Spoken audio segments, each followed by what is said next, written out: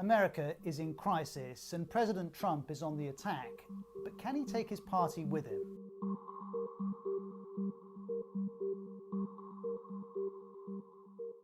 Republicans know the deal. Criticize the president and he'll bite back, and it's likely to be personal and public.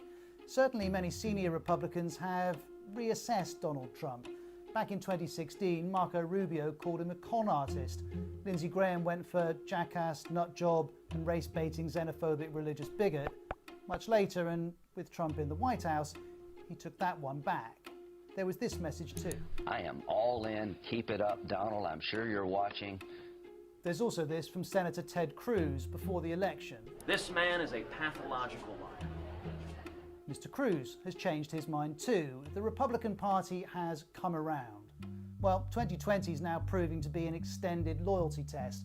In February, Republicans acquitted the president in his impeachment trial. In November, there's an election. And as spring turns to summer, to borrow from this Washington Post headline, gripped by disease, unemployment, and outrage at the police, America plunges into crisis. And it does have the highest COVID-19 death toll in the world. There are historically bad unemployment figures and racial tensions are being laid bare. The president's leadership in this crisis is a new test of what Republicans approve of. Here are some examples. First, Donald Trump's language. He's called protesters thugs and lowlifes.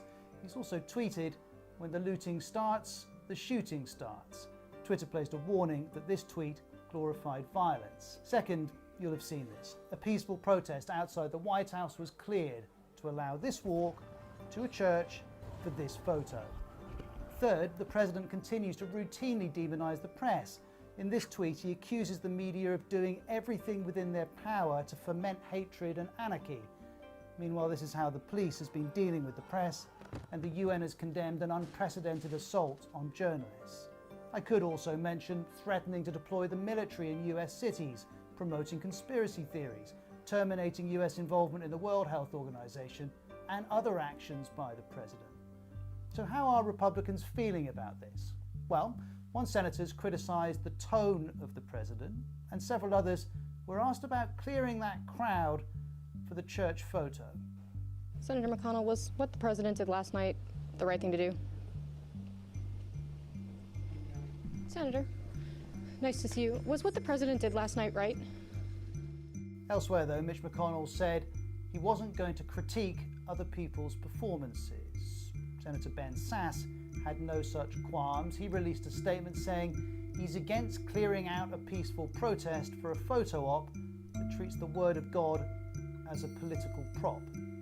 Ted Cruz, though, sees it differently. And I am glad the president yesterday led by going to St. John's Church, an historic church in our capital city that was firebombed by terrorists. It was important for the president to be there and say, we will not be cowed by terrorists. This range of reactions is symptomatic of the delicate political situation Republicans find themselves in. However, the question is whether Trump's words and actions take Republicans outside of normal political calculations. This article in The Atlantic argues that they do, asking why have Republican leaders abandoned their principles in support of an immoral and dangerous president? That, of course, is something they deny doing. Relevant to this question, though, is General James Mattis. Now, he's not a Republican, but he did serve as President Trump's defense secretary, and he's now launched a detailed attack, arguing he tries to divide us. We're witnessing the consequences of 3 years without mature leadership. Okay, but if that's true now, it was true when he chose to work for the president. For better or for worse, it's not Donald Trump who's changed in the last 4 years, it's those who've altered what they think of him, one way or the other. The president is being who he is. Once again, Republicans are having to ask, is this who we are?